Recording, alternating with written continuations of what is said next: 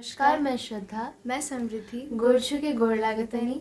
Classic Bhojpuri movie song का दूसरा गीत हमने भैया दूज सिनेमा से लिया है। इस गीत को अपनी मखमली आवाज़ से सजाया है मशहूर पार्श्व गायिका अलका याग्निक जी ने। आजकल भोजपुरी संगीत को लेकर लोगों के मन में एक गलत धारणा है कि भोजपुरी संगीत अश्लील है, पर इसके इतर भोजपुरी में ऐसे अनेक गाने हैं जिनको सुनकर भोजपुरी के सुनहरे दौर की यादें ताज़ा हो जाती हैं।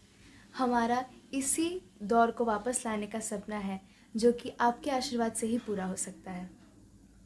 कृपया हमारे चैनल को सब्सक्राइब करें और हम पर अपना आशीर्वाद बनाए रखें। धन्यवाद। कहवा गई लड़ी कहिया हो तनी हमके बता दा।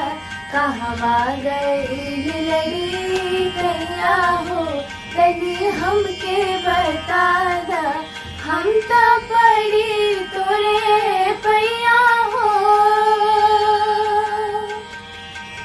हम तो पड़ी तोरे पैया हो तनी हमके बता दा।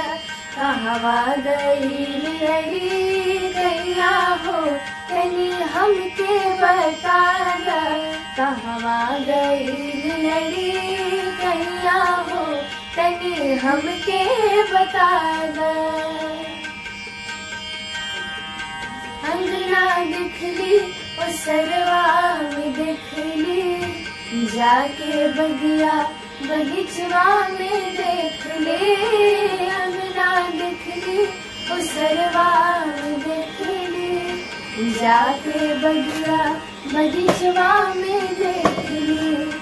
करके हम तो जतन हार गईनी, करके हम तो जतन हार गईनी। ना मिलन कोनो ठैया हो तनी हमके बता दा। कहवा गई लड़ी कैया हो तनी हमके बता दा।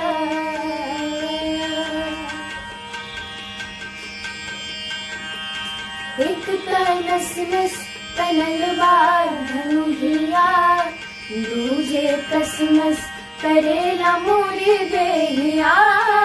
एक नस नस तनल बार धनुहिया, दूजे कसमस करेला मोरे देहिया। तीजे हमके तिजल में जवानी, तीजे हमके तिजल में जवानी। ले चलल कोनो छैया हो तनी हमके बता दा।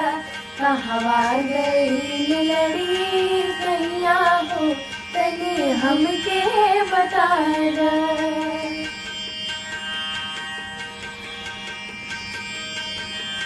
कुसुमी अचरा चली जे उड़ा के, लागे जैसे चले लगे हो साथे। कुसुमी अचरा चली जे उड़ा के, लागे जैसे चले लगे हो साथे।